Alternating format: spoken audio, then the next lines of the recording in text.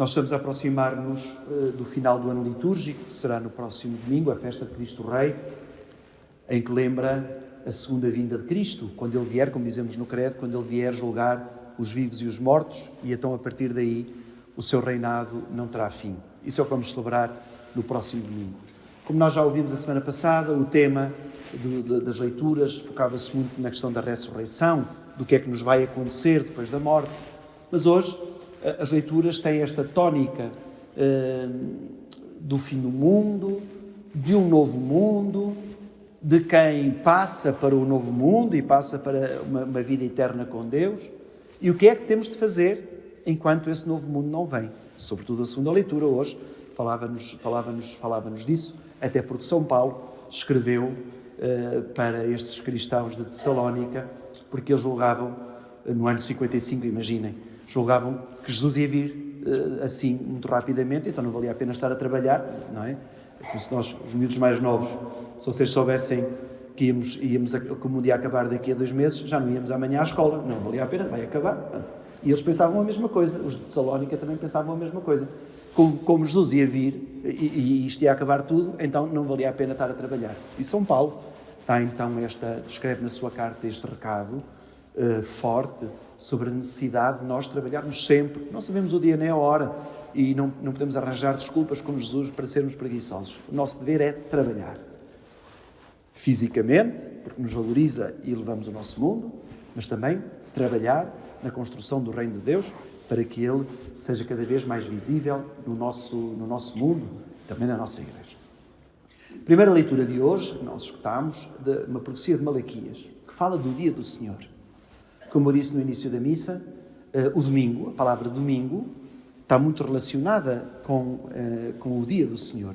Dies Dominicae, ou seja, dia do Senhor. Depois tiramos o dias, ficou só Dominica. O domingo, a palavra domingo, significa dia do Senhor. O dia consagrado a Deus. Porquê? Por causa da ressurreição de Jesus. Nós podíamos escolher a sexta-feira, porque foi o dia em que Jesus morreu. Podíamos ter escolhido a quinta-feira, porque foi o dia em que Jesus fez a última ceia com os discípulos. Podíamos também, se quiséssemos ser assim mais interreligiosos, fazer a sexta-feira, porque os muçulmanos também rezam à sexta-feira. Podíamos fazer ao sábado, porque os judeus celebram o sábado. Não, nós celebramos o domingo, porque a ressurreição de Jesus é que ilumina toda a nossa existência, todo o nosso ser espiritual. Portanto, é o dia do Senhor. Desde o início, desde o princípio do cristianismo, que os primeiros cristãos chamavam ao domingo o dia do Senhor. Tanto que não é feira, não é segunda-feira, terça-feira, não é feira. E também não é sábado, porque o sábado, a palavra sábado vem de Shabbat, que significa descanso dos judeus. Portanto, o domingo é para nós cristãos o dia da celebração da nossa fé e da ressurreição. Mas como dizia no início da missa, o profeta Malaquias fala aqui do dia do Senhor, não como o dia da reunião dos crentes, mas fala do dia do Senhor como aquele dia em que Deus virá julgar a história. E aparecem aqui 2 imagens fortes. A primeira até estamos bastante acostumados a ela, porque automaticamente se ligou ao inferno, o inferno em chamas, um inferno a arder. São imagens, obviamente, esta profecia são imagens. Não sabemos como é que é o inferno, sabemos que é um lugar sem Deus, não é? É um lugar onde não há vida, porque quando o fogo entra, mata tudo. Portanto, isso nós sabemos, que há um lugar sem Deus. E a primeira leitura diz-nos isto.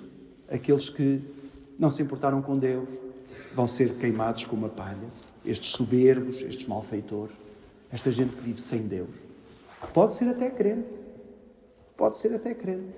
mas vivem como se Deus não existisse.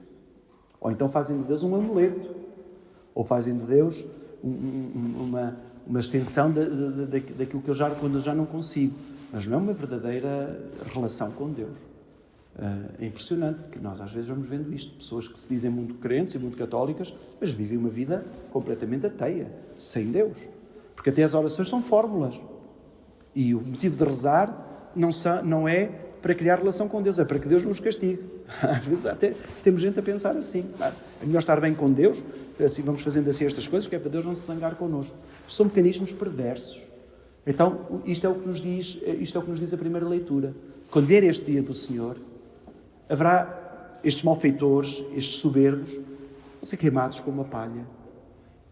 Para aquelas pessoas que se identificaram com a mensagem de Deus, crentes, que se esforçaram ao longo da vida por ser cada vez mais a imagem de Jesus, para esses, uma imagem tão bonita, nascerá o sol de justiça e nos seus raios vai-nos trazer a salvação.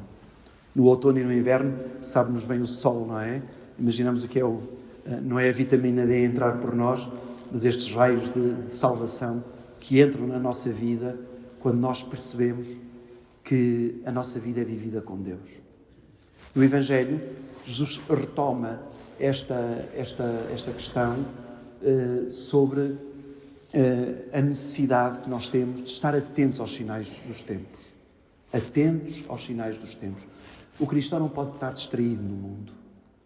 Um cristão egoísta, que só pensa em si e em função de si, é um cristão muito distraído, porque não vê as necessidades dos outros.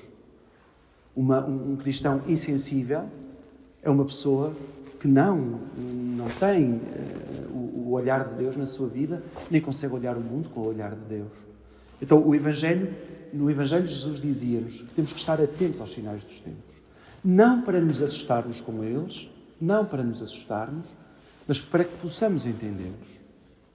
O que Jesus falou no Evangelho, a gente podia dizer que estamos a viver hoje. Guerras, revoltas, povo contra povo, reino contra reino, terremotos, fomes, epidemias, estamos a sair do Covid, a ver? Fenómenos espantosos do céu. Esta semana houve uma lua de sangue que só vai acontecer não sei quando. A gente podia começar aqui a juntar estas coisas. É agora? Não.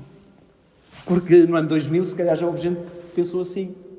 Há relatos do ano 1000, de que pessoas que se mataram antes do ano 1000, porque estavam com tanto medo do fim do mundo, que ia acontecer no ano 1000, que se mataram. Preferiam matar-se do que morrer com o medo do ano 1000. O mundo acabou para elas, realmente. A fazer assim acabou. Portanto, nós não podemos interpretar isto como coisas muito literais. Mas o que nós podemos aqui perceber é que está-se a criar um desequilíbrio, e este desequilíbrio não é bom para o mundo, e nós temos que estar muito atentos a isso.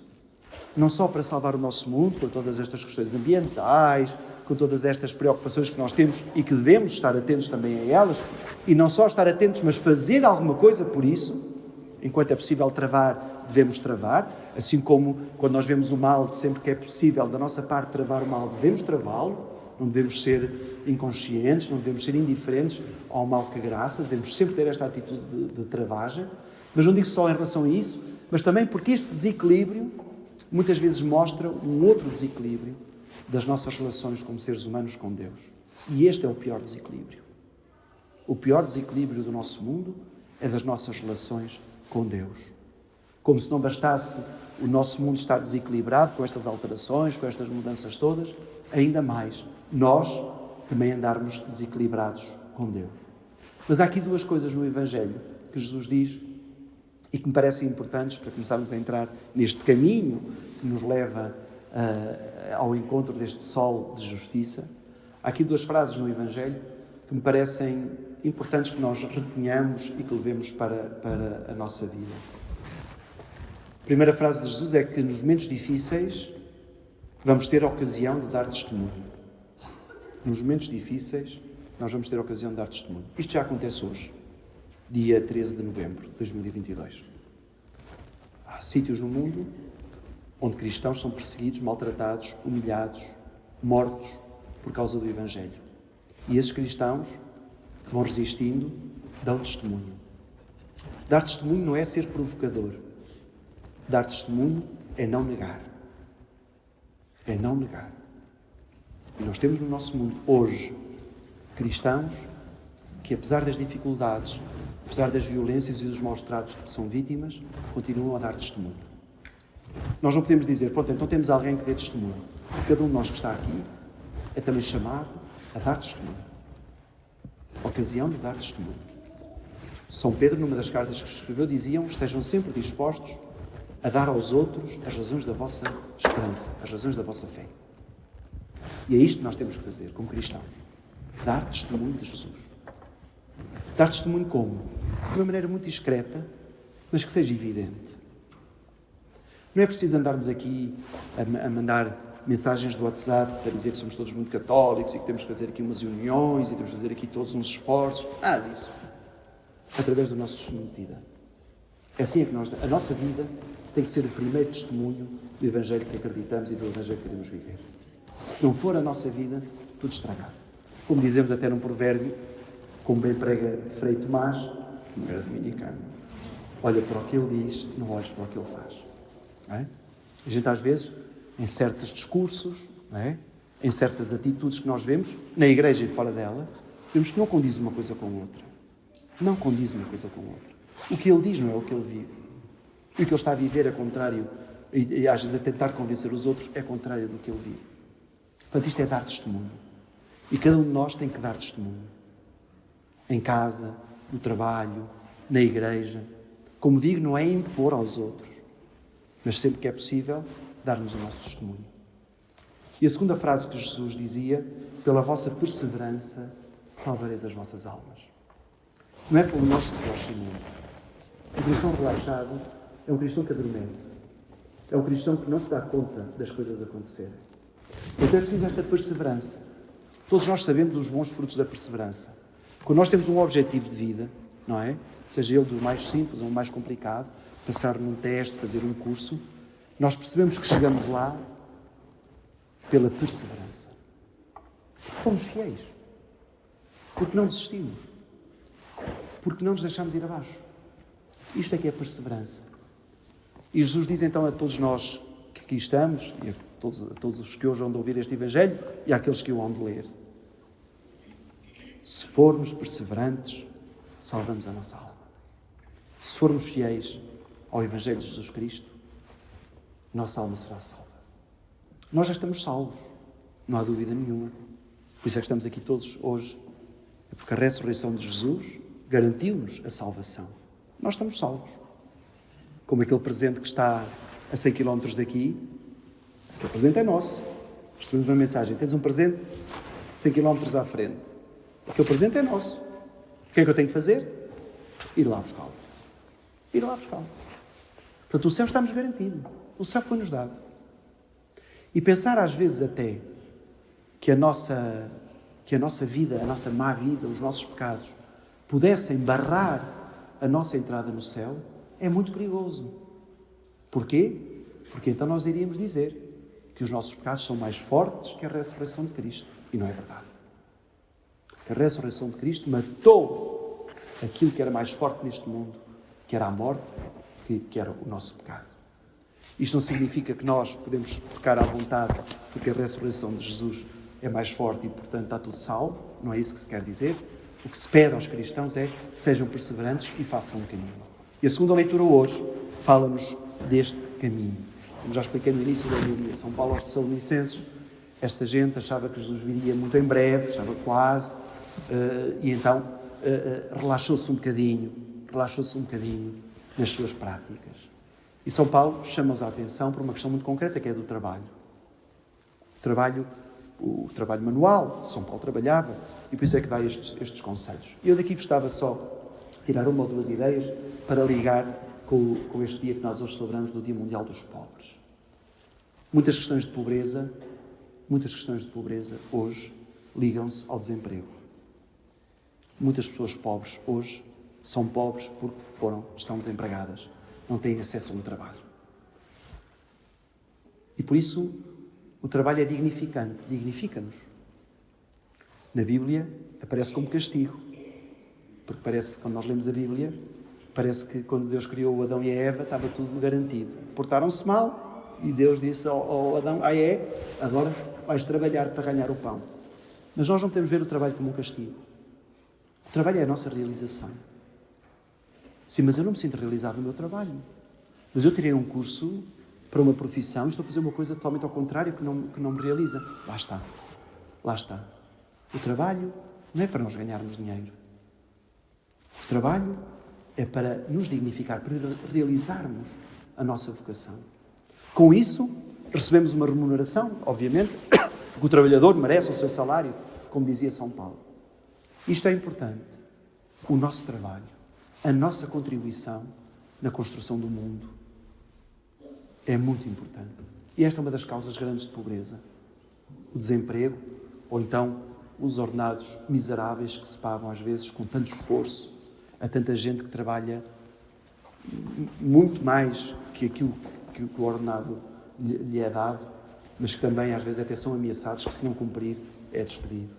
Portanto, esta é uma preocupação grande do nosso mundo. E nós, como cristãos, devemos realizar-nos com o trabalho. Trabalhar.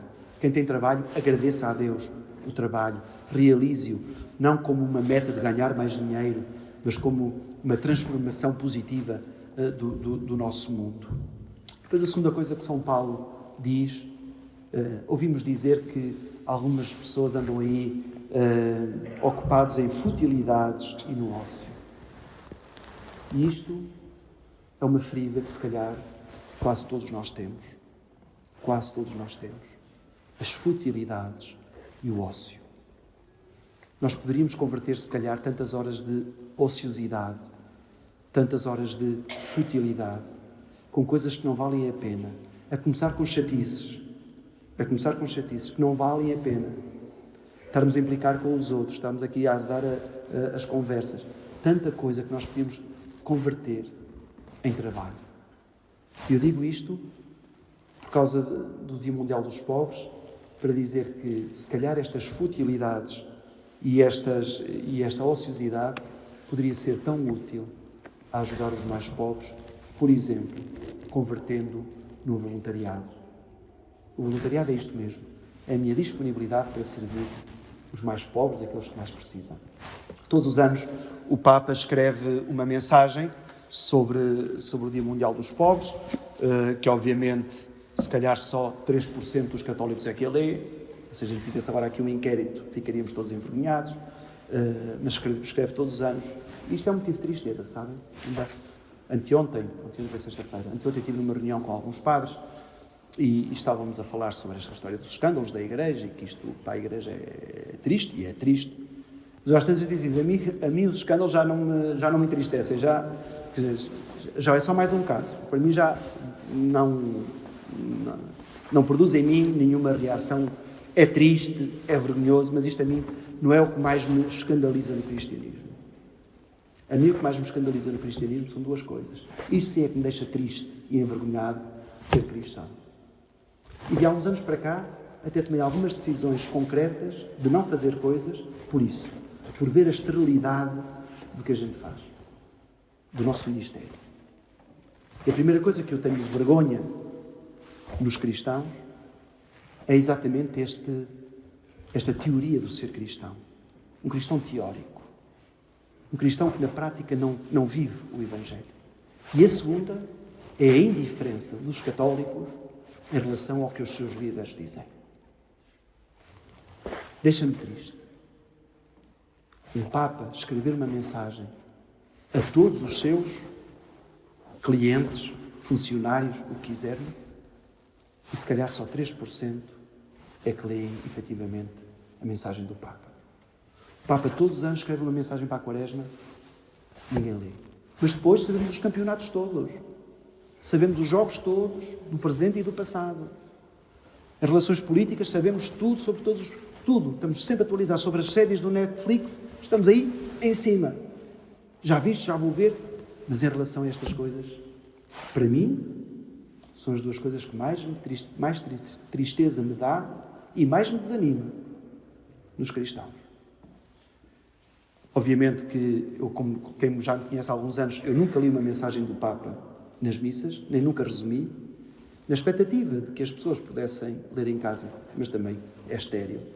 Não vou ler aqui, mas gostava só de realçar 3 coisas que o Papa diz aqui na mensagem, que fazem parte deste caminho que nós temos que trilhar para que o sol de justiça nasça nas nossas vidas, que não dispensa a leitura da mensagem. Aliás, é uma boa coisa que nós hoje, no tempo da futilidade, logo à tarde, quando formos jogar, quando formos responder aos WhatsApps tontos que às vezes nos mandam, e esses ócios e essas futilidades, em vez disso, esses 5 minutinhos ou 10, pudéssemos usá-los para ler a mensagem do Papa. Ficávamos todos muito mais saciados e todos muito mais elevados. Gostava só então de aqui dizer 2 ou 3 coisas. Primeira coisa, o Dia Mundial dos Pobres não é o nosso dia, tirando algumas exceções. O Dia dos Pobres não é o nosso dia. Não é para nós este dia. É como o Dia dos Pais, não é o Dia das Mães, é dos pais. Portanto, se hoje não é o nosso dia, se é o Dia dos Pobres, esta mensagem que o Papa escreve é para os não pobres. É para os não pobres. Para nós. O dia é dos pobres. A mensagem é para nós. E nesta mensagem, então, o Papa diz-nos aqui 2 ou 3 coisas que parecem óbvias, mas que não são assim tão óbvias. Primeiro, de que quando a coisa corre mal, as principais vítimas são os pobres. Quando as coisas correm mal, vem uma guerra, primeiras vítimas, os mais pobres. Vem uma crise financeira, primeiras vítimas, os mais pobres.